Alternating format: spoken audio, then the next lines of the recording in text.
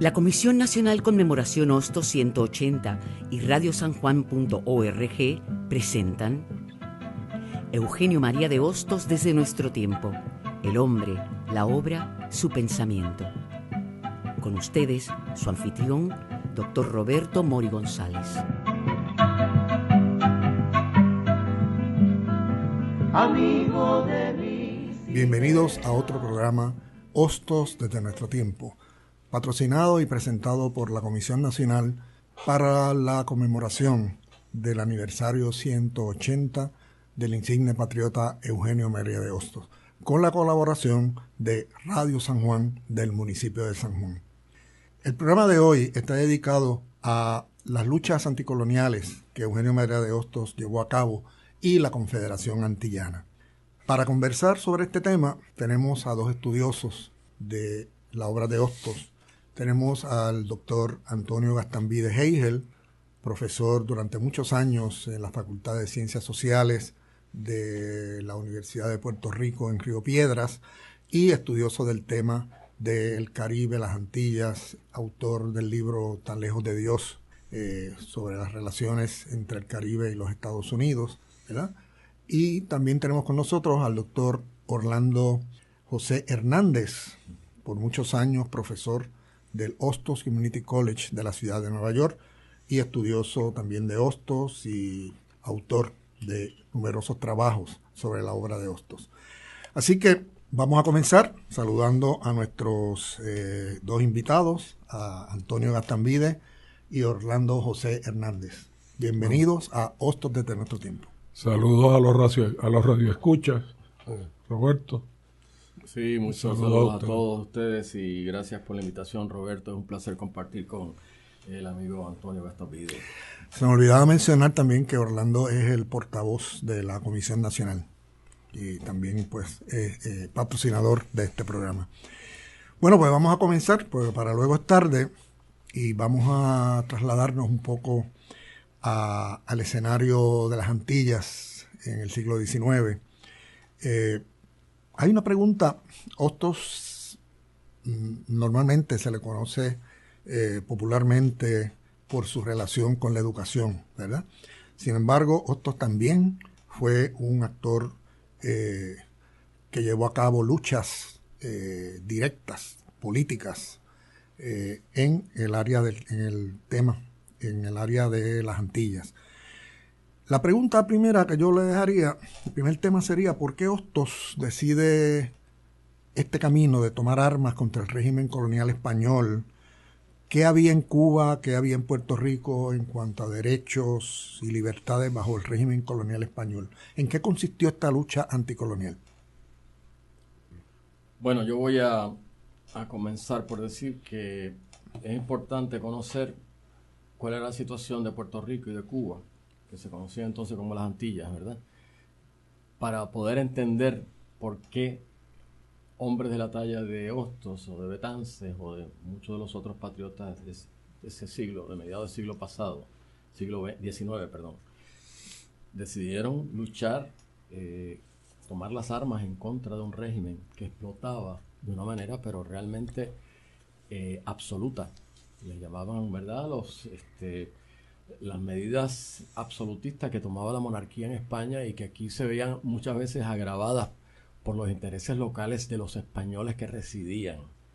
Y eso fue terrible para los puertorriqueños porque les limitaba no solamente sus derechos políticos, es decir, había gobernadores que muchas veces eran militares y venían a administrar la isla como militares, ¿no?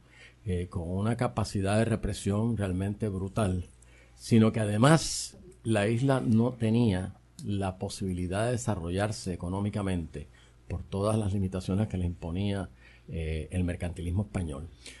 O sea, hablando que la lucha anticolonial no era únicamente una lucha por la independencia, sino también contra un régimen opresivo. Eso es así. O sea que el problema no era solamente de tratar de instaurar, ¿verdad?, un gobierno que pudiera abrirse paso junto con las otras Antillas o con las recientemente liberadas repúblicas países de Sudamérica, sino que además que le garantizara libertades a los ciudadanos, incluyendo la de culto. Libertades de culto, libertad de expresión, no había posibilidad de educarse fuera de las limitaciones que imponía en aquel momento, porque no había universidad en Puerto Rico. Entonces los puertorriqueños tenían que ir fuera de Puerto Rico a Francia, a España y el último tercio del siglo XIX a Cuba, ¿verdad? A buscar sus posibilidades de desarrollo. Bueno, hay que añadir que también Cuba y Puerto Rico, junto a Brasil, era donde último reinaba la esclavitud, y en ese caso la esclavitud mayormente azucarera, y las luchas abolicionistas por acabar con la esclavitud coincidieron totalmente con la lucha independentista. Además de eso, la década de los 860 fue una década muy convulsa, porque fue la década de la reocupación española de la República Dominicana, la ocupación francesa de México, la rebelión de Morant Bay en Jamaica y el fin de la guerra civil en Estados Unidos. O sea que realmente era un ambiente hemisférico, o por lo menos gran caribeño. Antonio, ya que mencionas a los Estados Unidos, aunque estamos en el tema antillano, sin embargo, un dato interesante sobre estas luchas es que Hostos y otros comenzaron estas luchas en Nueva York en la década de los 60.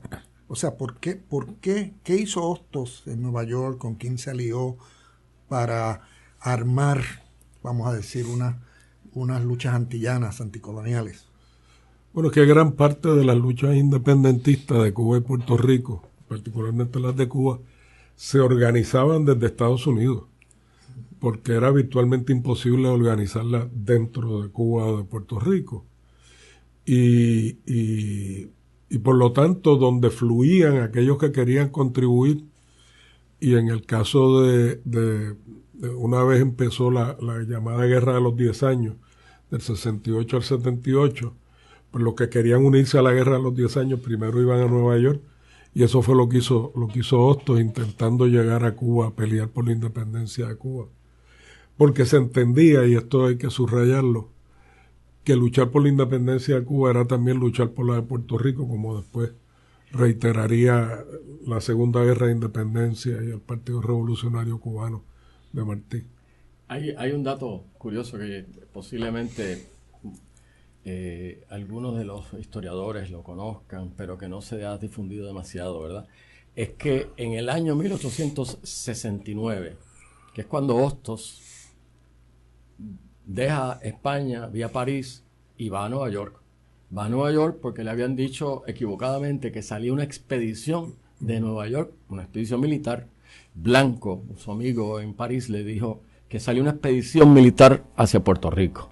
Entonces, en Nueva York, como dice Antonio, estaba la agencia cubana, es decir, quienes representaban internacionalmente a la insurrección en el extranjero, ¿no? Distintas personalidades, algunas de ellas pues gente de dinero, gente de negocios como Aldama, etcétera. Ahora, es que en el 1869, además de estar Hostos en los estados, en Nueva York concretamente, estaba el doctor Betances, estaba Ena, que pasó después que reprimieron, ¿verdad? Que hubo un caso contra él por la represión que se dio del Grito de Lares, pasa a Nueva York, y estaba también Juan Ríos Rivera. Entonces había todo un equipo de gente que luego va a hacer un papel importante dentro de la lucha de independencia cubana y por las luchas de los mismos puertorriqueños, ¿no? Estaba también el mayagüezano, el doctor Basora. Había una gente que ya habían lanzado su suerte hacia la conquista de los derechos por vía de las armas, si era necesario, ¿no? O sea que el hecho de que coincidieran en Nueva York, como dice Antonio, le da a la lucha anticolonial antillana un carácter colectivo, o sea, que es una sola lucha, ¿no? Eso es así. Inicialmente, por lo menos. Porque además estaban conectados con los dominicanos, con Luperón, con Cabral y con otros patriotas. Y lucharon junto con los dominicanos por sacar primero a los españoles, y Betances tuvo una participación ahí que apenas se ha investigado en los últimos años, pero además se opusieron tajantemente a todo aquel intento que tuvo Buenaventura Báez con el interés muy marcado de los Estados Unidos de hacer no solamente de la península de Samaná una base militar naval estadounidense, sino a anexionar toda la República, tanto República Dominicana como Haití, y ahí es donde Hostos y Betances juegan un papel de apoyo y solidaridad para evitar que se dieran los designios de la administración de Grant. O sea que también en Nueva York la lucha anticolonial tenía como su lado o una parte que eran anexionistas, ¿no? Que querían liberar. Aún antes de que estallaran antianexionistas, sí, pero aún antes de que estallaran las luchas armadas, los levantamientos de Yara y de Lares en el 68, desde el 65 por lo menos, existía la Sociedad Republicana de Cuba y Puerto Rico, que de hecho, como señalaré más tarde, es donde primero prácticamente se habla de la idea de la Confederación de las Antillas. Y por lo tanto, lo que ocurre es que derrotado el grito de Lares en Puerto Rico, se entendió por los patriotas que debían de concentrar en la lucha de independencia de Cuba y el apoyo a la independencia de Cuba como una vía para eventualmente conseguir la de Puerto Rico. Bien. Hay un detalle que vale la pena también añadir, ¿verdad? Y es que entre los cubanos en Nueva York, asumiendo responsabilidades de representación a nivel ante el gobierno de los Estados Unidos, había una tendencia dominante a anexionistas, ¿no? Esa tendencia dominante anexionista representada sobre todo por el hombre más rico de Cuba, que era Aldama, Miguel Aldama, y que tenía como base pues el azúcar. En Brooklyn se refinaba más del 50% del azúcar mundial, y los cubanos enviaban a Brooklyn, a Estados Unidos, el azúcar que se producía por esclavos y por gente que trabajaba sin remuneración. Entonces, el hecho es que esta orientación anexionista de un sector de los cubanos va a producir en Hostos un rechazo, pero realmente impresionante. Hostos va a levantarse junto con cubanos, de luego, pero él, como una fuerza moral, a rechazar el anexionismo de una manera muy frontal, muy polémica. Él va a meterse en las reuniones donde se discutían todas estas cosas y va a levantar bandera y va a decir: el anexionismo no es el futuro de las Antillas. Y cuando Moret Prendergast, que es fue colaborador de periódicos cuando Hostos estaba en Madrid, ¿verdad? Y luego pasa a ser el ministro de Ultramar cuando surge la República Española en el 68.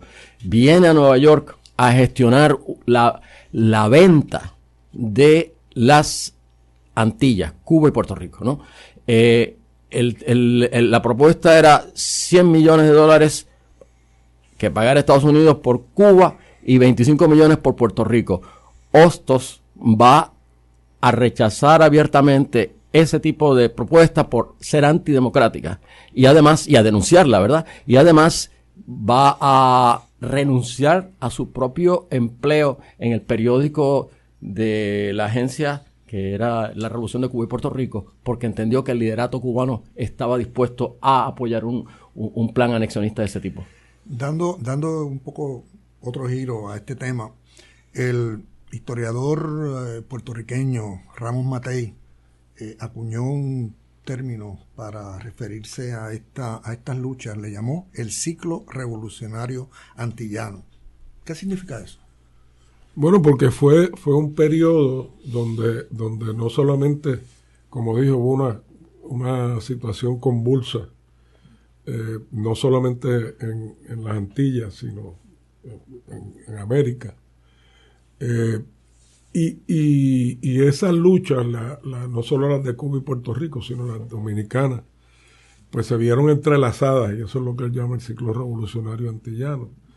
Y eso es lo que apunta hacia el otro tema que vamos a hablar ahora del antillanismo. Sí, yo creo que sería bueno, antes de hablar de antillanismo, es un poco definir las Antillas, porque es un término que ha caído un poco en desuso, ¿no? Ahora hablamos más del Caribe, y que fue un nombre como que, bueno, Antonio Gastambide habla de la invención del Caribe, ¿verdad? Como nombre, como realidad. ¿A qué nos referimos cuando hablamos de las Antillas y cómo de ahí surge la idea de la Confederación Antillana? Bueno, como saben la mayor parte de los puertorriqueños, las Antillas se dividen entre las mayores y las menores. Uh-huh. Pero como sabemos también, para la mayor parte de los puertorriqueños, o sea, cuando tú le dices entonces las Antillas, ¿cuáles son las Antillas? Te dicen Cuba, Dominicana y Puerto Rico, o en todo caso las mayores. Jamaica. Y bueno, por eso, pero dicen Cuba, Dominicana y Puerto Rico, y algunos entonces incluyen Jamaica y Haití. Y así fue en el movimiento antillanista y el movimiento de confederación de las Antillas. O sea que cuando hablaban de las Antillas en aquella época, hablaban en todo caso de las mayores, y no siempre de todas las mayores. Y en aquel tiempo no se hablaba de Caribe todavía, ¿no? No, para nada. No. Y no era solamente los españoles, los franceses y los ingleses hablaban de las Antillas, ¿no? Yo creo que los franceses todavía hablan de las Antillas. Todavía. Es un mito, el mito ese que se ve en Platón de una isla en algún lugar en Atlántida, ¿verdad? Que también es una figuración, vamos a decir, que se da en la Edad Media entre navegantes y entre los exploradores, geógrafos, muy, muy preliminar al desarrollo de la ciencia, ¿verdad? Pero queda ese nombre ahí. Entonces, anti-isla, anti-llegar, era Japón, lo que se pensaba como, ¿verdad?, uno de las Indias a la donde se quería llegar. Entonces, el Antilla es anterior a la isla del Japón, lo que se sospecha que nos da el origen de la palabra. Pero el mar ya se llamaba Caribe para el siglo XIX. El mar. Sí. El mar, sí. El mar de los Caribes. Sí. Claro, pero las Antillas, o sea, la configuración que mencionas de referirse a las Antillas más popularmente como las Antillas Mayores, ¿verdad? Ese es el nombre que da base entonces al proyecto político que salió de estas luchas, ¿no? Que se llamó entonces la Confederación, el proyecto de la Confederación Antillana. ¿Qué fue eso? ¿Cómo surgió? Bueno, eso se origina como un proyecto defensivo. O sea, el origen de la idea de la Confederación Antillana, que por cierto se da en el contexto de la Guerra de la Restauración de la Independencia Dominicana frente a España, con el apoyo de Haití, es el primer germen de la idea de la Confederación, porque se plantea una confederación entre Dominicana y Haití para proteger en el futuro la independencia de ambas.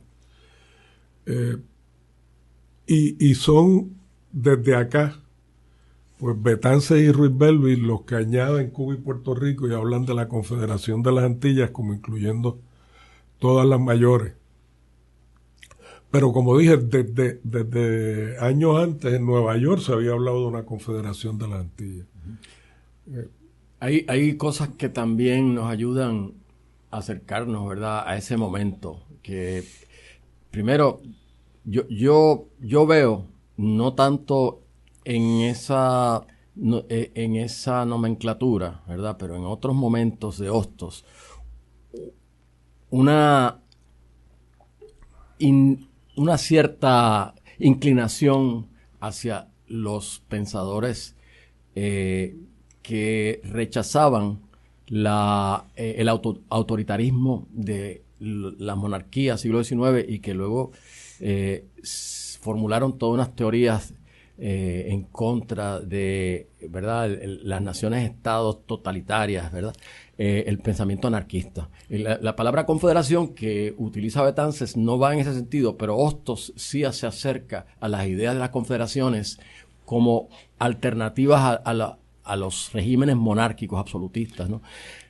Bueno, es que hay que distinguir que por un lado la mayor parte de estos revolucionarios del último tercio del siglo XIX eran republicanos radicales, es decir, radicalmente antimonárquicos, y eran masones además, la mayor parte, que eran las sociedades secretas que luchaban contra la monarquía desde el siglo XVIII. Vamos a hacer una primera pausa y continuamos con este interesante tema de la Confederación.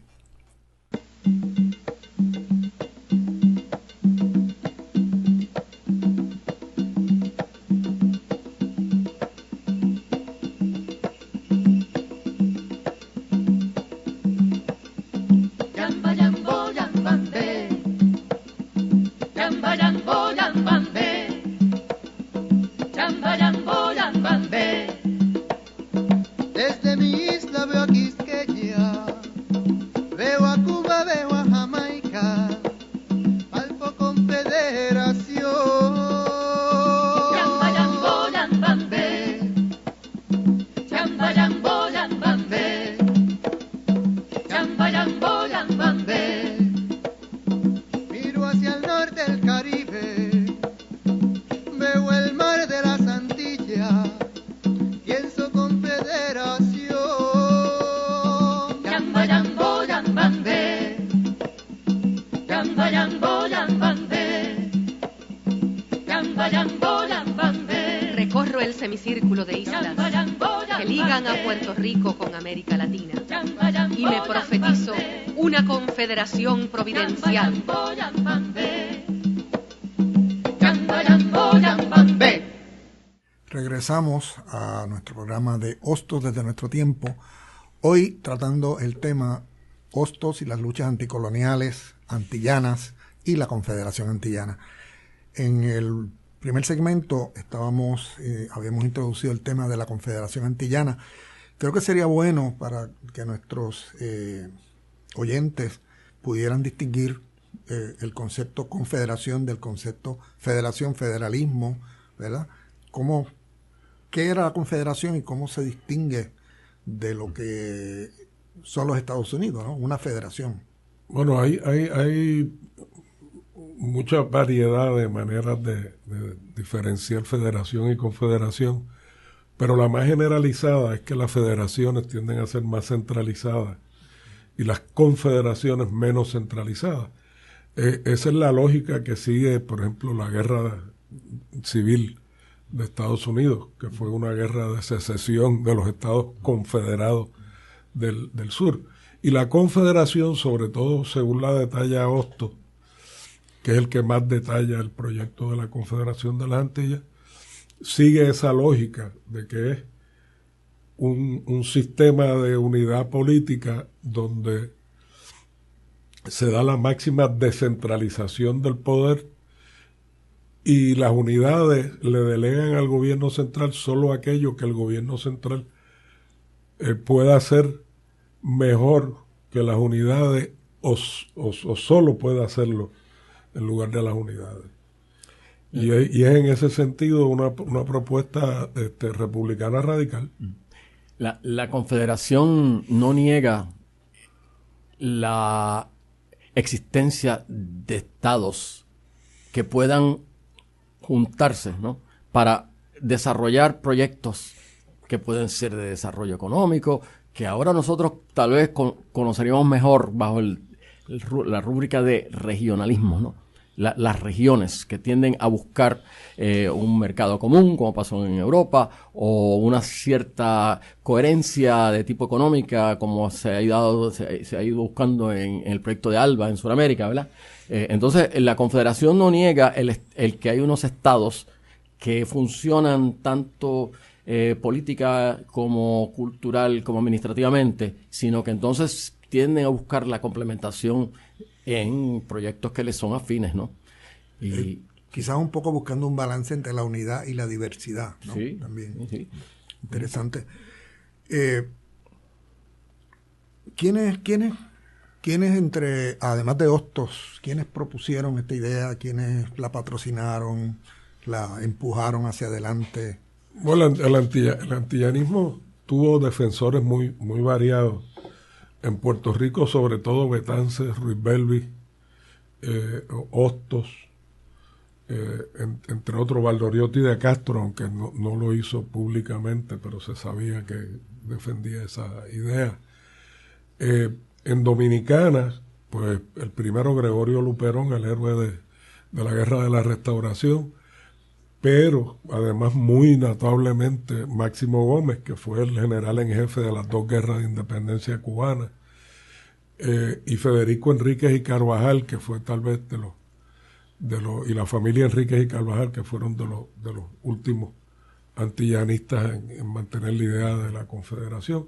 Y en Cuba, antes que Martí, el general Antonio Maceo incluso propuso una idea de confederación, después de la Guerra de los 10 años, de confederación del Oriente cubano con Dominicana y Haití, cosa que después tendría sus efectos sobre la manera en que veía el movimiento independentista cubano la idea de la confederación.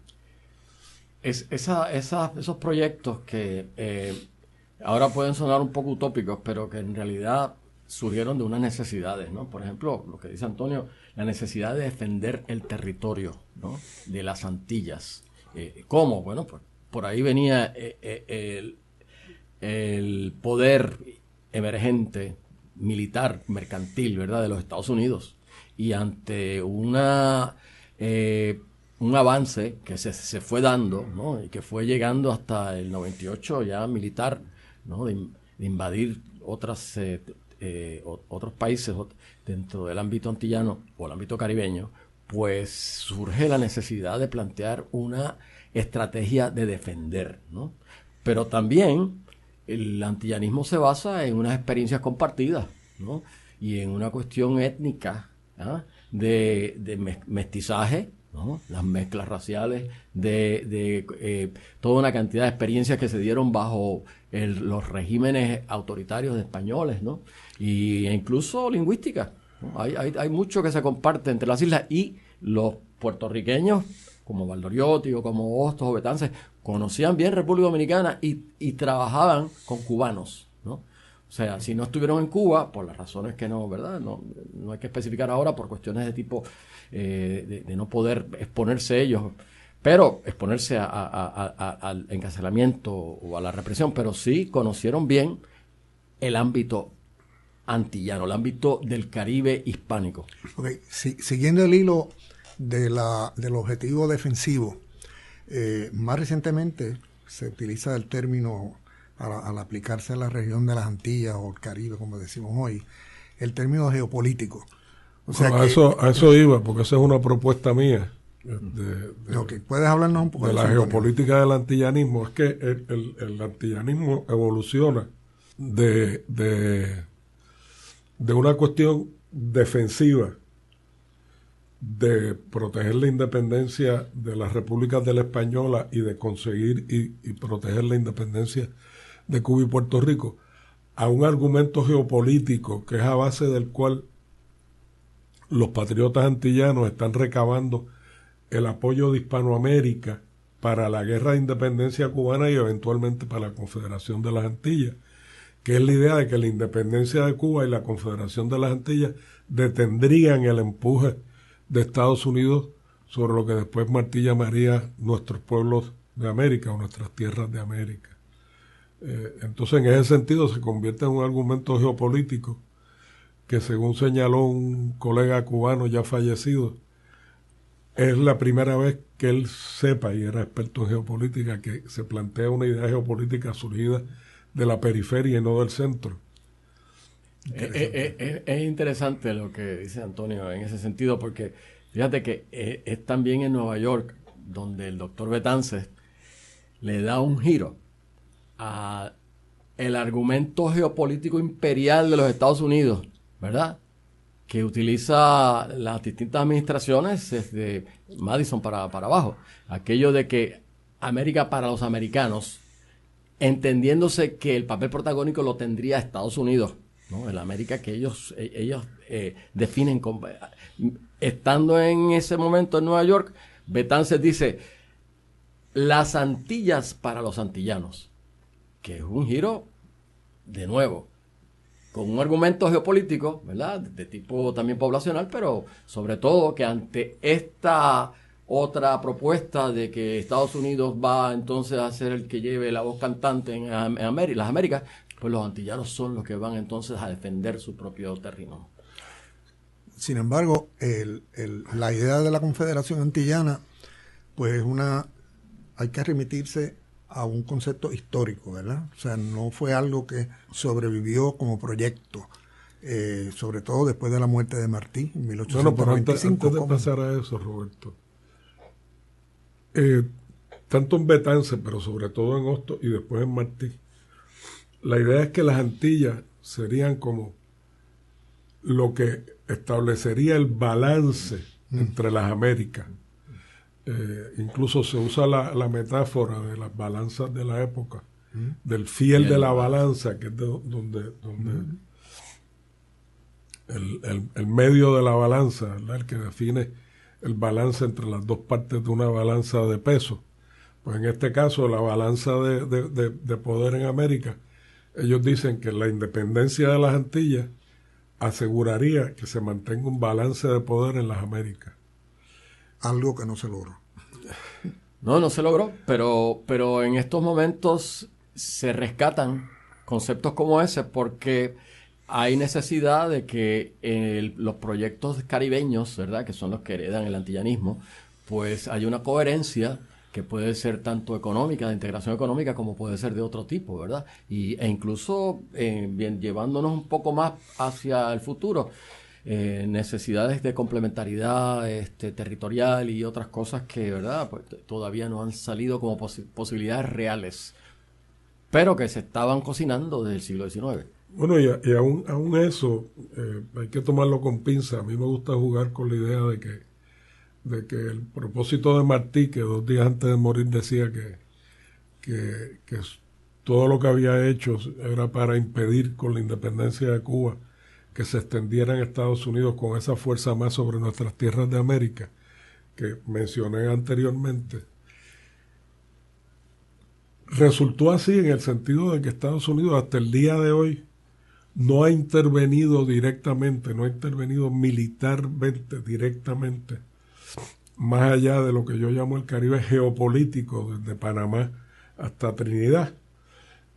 Claro, por eso es tan polémico hoy día la cuestión de la posible intervención en Venezuela, porque han intervenido de 1000 otras maneras, pero no en intervenciones militares directas, de manera que quizá la independencia de Cuba, aún neutralizada y sin lograrse la Confederación de las Antillas, sí logró detener de alguna manera, detener entre comillas, el empuje de Estados Unidos. Bueno, vuelvo y pregunto, ¿qué pasó con el proyecto de la Confederación? ¿Cómo se deshace o cómo pierde quizás vigencia? Es un proyecto que no se pierde completamente, porque fíjate que tanto José de Diego, cuando está lanzándose a promover la independencia de Puerto Rico en el año 1916-17, hace una gira por las Antillas. Una gira hablando de la necesidad de que las islas hispánicas se puedan desarrollar de un modo unitario, ¿verdad? Entonces, y además recabar el apoyo de los países independientes para la independencia de Puerto Rico. Y después, cuando Albizu hace también unas visitas, ¿verdad?, a partes de América Latina, pero fundamentalmente comienza con las Antillas, ¿no? Y allá hace buenos amigos, a Marinelo en Cuba, a una gente que la apoya en República Dominicana. Y eso ha sido así prácticamente desde el siglo XIX. Hay unos sectores intelectuales y trabajadores que han logrado, vamos a ponerlo de ese modo, concientizarse de la necesidad de que existe una solidaridad antillana o caribeña, ¿no? Bueno, pero aún así hay que explicar por qué decayó un poco la idea de la Confederación y la idea de que Cuba, una vez independiente, procurara la independencia de Puerto Rico. Y es que primero, la idea de la Confederación era mucho más fuerte en Puerto Rico y en Dominicana de lo que era en Cuba. Como señalé anteriormente, el efecto de que Maceo propusiera una confederación que incluyera Haití asustó primero a los esclavistas y después a los antiguos esclavistas cubanos, incluso los que eran independentistas, por el miedo que tenían a lo que pudiera, a que se reprodujera un fenómeno como el de Haití. Y por eso es que también va a haber dos tendencias en la idea de la confederación, los que las limitan a las Antillas hispanohablantes y los que incluyen a Haití y algunos a Jamaica. Y claro, eso termina teniendo un apoyo de Martí cuando funda el Partido Revolucionario Cubano, expresamente para obtener la independencia de Cuba y procurar la de Puerto Rico. Pero una vez muerto Martí, al comienzo de la Segunda Guerra de Independencia, en el 95, el liderato del Partido Revolucionario Cubano pasó a figuras que no simpatizaban tanto con la Confederación de las Antillas, incluyendo el nuevo delegado, que era como se llamaba el presidente del Partido Revolucionario Cubano, Tomás Estrada Palma. Y por lo tanto, la idea que ya era divisiva entre el movimiento independentista cubano, pues resultó todavía menos acogida por el movimiento independentista cubano. A mí me gustaría hacer un breve paréntesis para un poco focalizar en Hostos, porque Hostos, su mismo origen, su origen familiar, de dónde sale, podría ser casi una mini confederación antillana, ¿verdad? Y además está el pensamiento de Hostos, la definición de patria que da Hostos, ¿no? Que dice, la patria es un punto de partida, ¿verdad? ¿Podría, Orlando, abundar un poco sobre eso? Bueno, sabemos que Eugenio María Hostos, como se firmaba él, ¿verdad? Y la gran cantidad de los documentos que él escribió en vida lo firmaba sin la preposición de. E incluso hay una gente que rescata eso en un momento dado. Teresa Hostos, ¿verdad? Que contemporáneos nuestros. Volviendo a este señor que se llamó Eugenio María Hostos, conocido como de Hostos en estos días. Es de abuelo cubano, ¿verdad? Venido de Camagüey, y de abuela dominicana, que salen de precisamente República Dominicana poco tiempo después de la revuelta de los esclavos en Haití. Entonces vienen a Mayagüez a hacer vida fuera, bueno, vida dentro de, ¿verdad?, en los límites del Imperio Español, pero allí van a también criollizarse, van a hacerse puertorriqueños, entonces aquí la cuestión racial juega un papel que nosotros a veces ignoramos. El Hostos que realmente fue, como lo vemos más al final de su vida, es un Hostos mezclado, no el Hostos del retrato que hace Oller, que es un gran retratista, pero con la convención de blanquizar, ¿no? Ese Hostos, y sobre todo es culturalmente pues un puertorriqueño que trasvasa los estrechos límites. ¿Por qué? Porque se forma en España y sus compañeros de lucha van a ser cubanos, van a ser dominicanos, pasa tiempo en países, ¿verdad?, donde el hecho de ser antillano ya lo marca, además lo asume con plena... Bueno, y él se adelanta esa identidad antillana con su novela La peregrinación de Bayoán, que es muy temprana en su vida, y donde él adelanta la idea esta. Y el abuelo cubano de Hostos era Hostos sin H, además, no solamente no era de Hostos, sino que tampoco era sin H. Entonces todo eso va evolucionando, pero ciertamente también Betance tenía raíces dominicanas y haitianas, un apellido francés, ¿no? Hostos, ¿verdad?, tuvo una gran identificación con la República Dominicana, ¿no? Y se sentía hasta cierto punto dominicano, y está considerado como uno de los héroes y está, ¿verdad?, enterrado en el Panteón Nacional, el Panteón de los Héroes nacionales. Se le considera fundador de la patria dominicana porque el trabajo que hizo allí educativo, ¿verdad?, e intelectual, de formar gente que hizo cosas importantes, ¿verdad?, pues es el gran legado de Hostos, ¿no? Es la escuela, pero es también cómo pensar a las Antillas, cómo pensar a la nación como un punto de partida, no como un punto de llegada. Sí, o sea que además, o sea, hablando de Hostos, ¿no? Además de la parte geopolítica y la parte defensiva y anticolonial, había un elemento de identidad. Bueno, seguro, yo creo que Hostos es el que además nos ilumina cómo la nación puede ser un todo multiplicado en sus expresiones artísticas, culturales, en sus expresiones hasta científicas, ¿verdad? Entonces yo creo que ahí hay un trabajo muy importante que nosotros entendemos que hay que rescatar para enriquecimiento propio de nuestra propia cultura.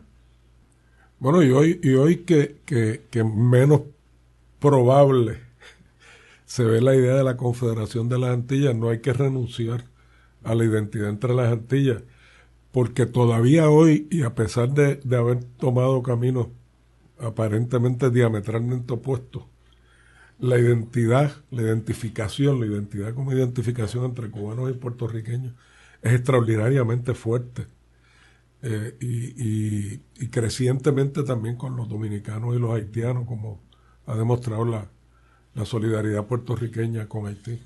Bueno, vamos a hacer una segunda pausa y volvemos al último segmento.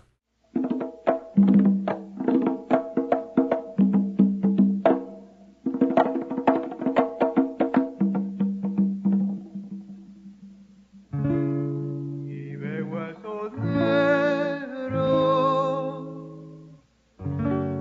y pienso en los negros de mi tierra.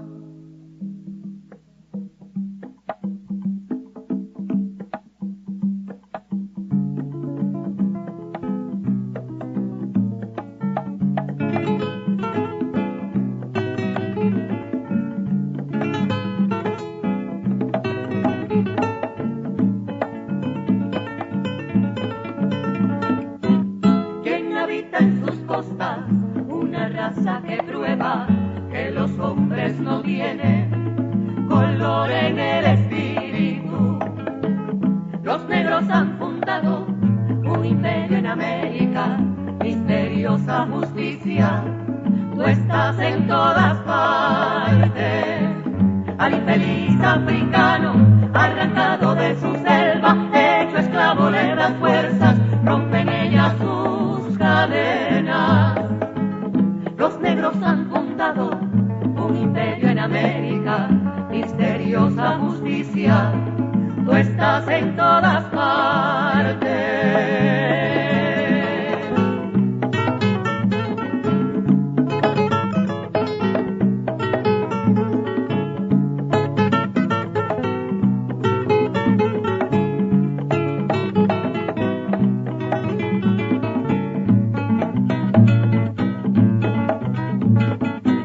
Quien habita en sus costas una raza que prueba que los hombres no tienen color en el espíritu. Los negros han fundado un imperio en América, misteriosa justicia, tú estás en todas partes. Al infeliz africano, arrancado de su selva, hecho esclavo le das fuerzas, rompen ellas sus cadenas. Los negros han fundado un imperio en América, misteriosa justicia, tú estás en todas partes.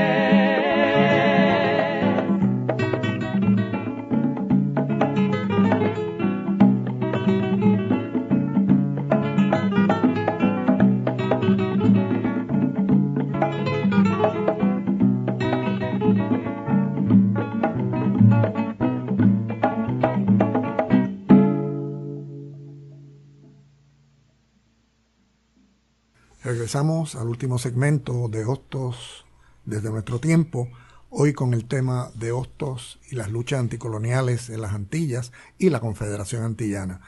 Vamos a salirnos un poco del escenario antillano geográficamente, porque Hostos se muda a Chile, ¿verdad? Para la década de finales de los 70 y parte de los 80, ¿no? Y los 90. está en Chile. 88, y esa lucha la lucha de Hostos por las Antillas no cesa por el hecho de que él esté en Chile. ¿Qué hizo Hostos en Chile? Bueno, pero hay que explicar también que después de finalizada la Guerra de los 10 años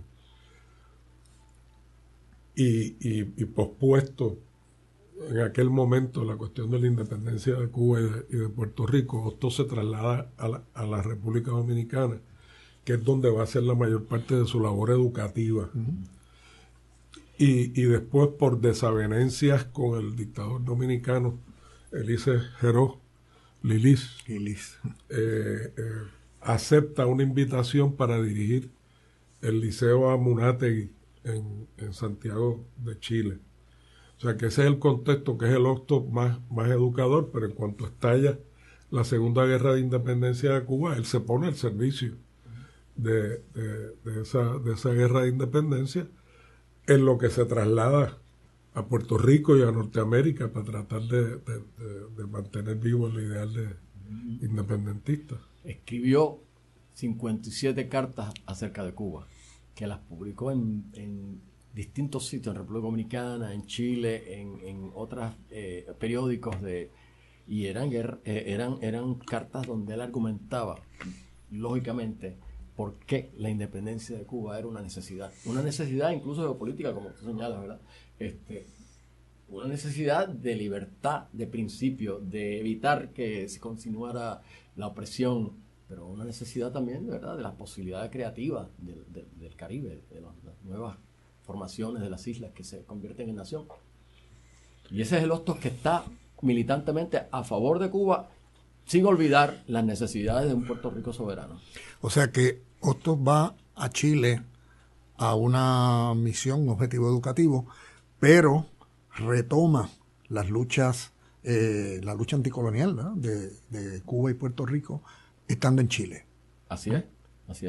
Y desde Chile, bueno, hay que hacer una breve acotación, que es que estando en Nueva York, Hostos participa de la lucha por la independencia de Cuba de muchas maneras, ¿verdad? Incluyendo, en un momento dado, se lanza una expedición que preparó Francisco Vicente Aguilera, el vicepresidente de la República en Armas cubana, y que salió en un barco que se llamó Charles Miller, de Boston, un barco viejísimo que parece que estaba muy mal preparado para hacer navegación, y de hecho al salir a mar abierta hay una tormenta y el barco comienza a hacer agua.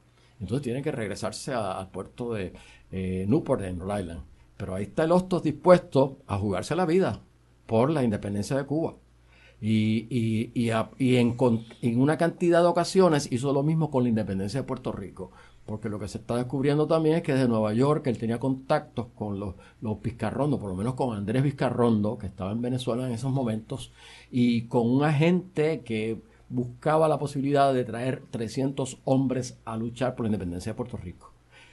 Luego, cuando se da la guerra hispano-cubano-estadounidense, Filipina, si hay que añadir a todo el mundo, vamos a ponerlo así, pues él en momentos en que sufre una persecución del gobierno chileno por estar apoyando a Cuba abiertamente.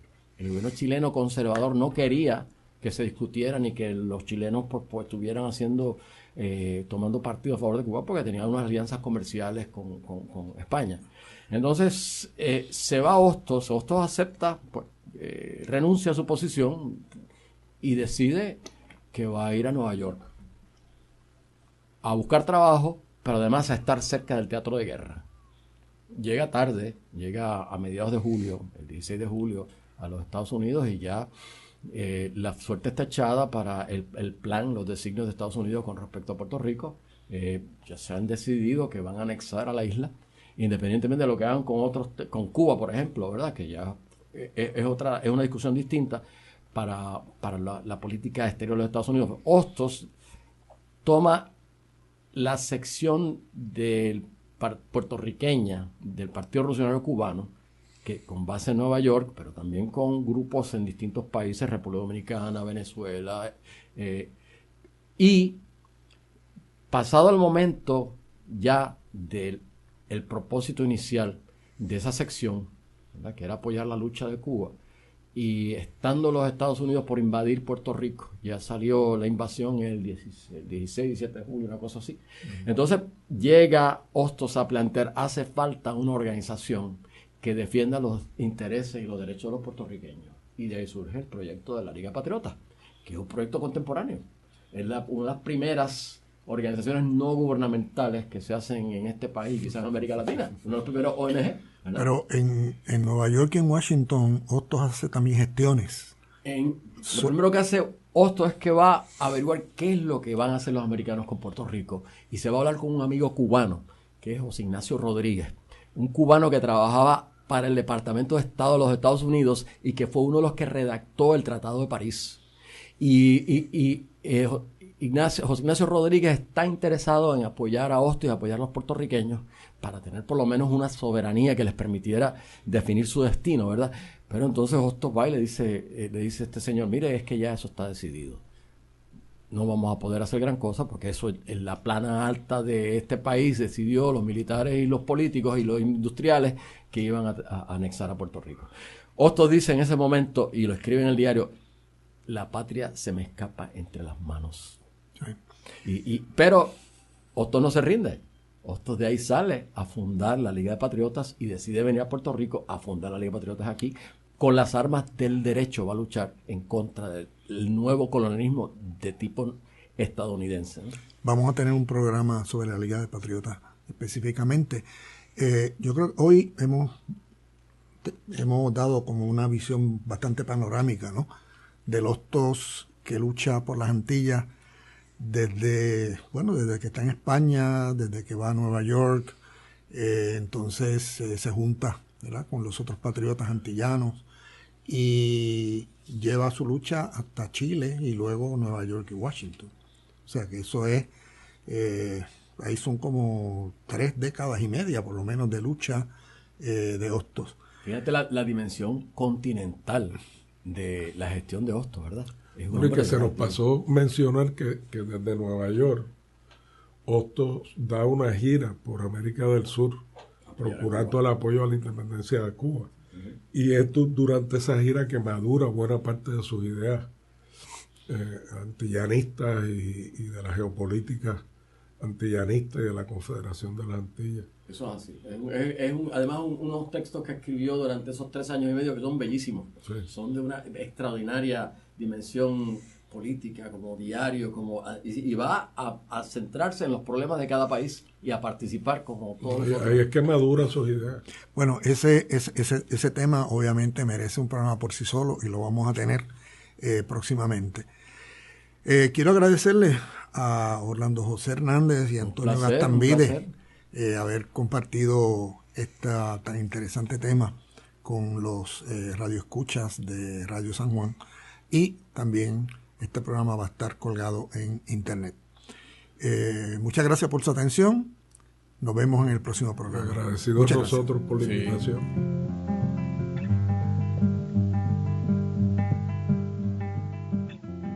Acabamos de escuchar Eugenio María de Hostos desde nuestro tiempo.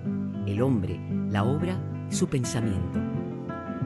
Una producción de la Comisión Nacional Conmemoración Hostos 180 y radiosanjuan.org.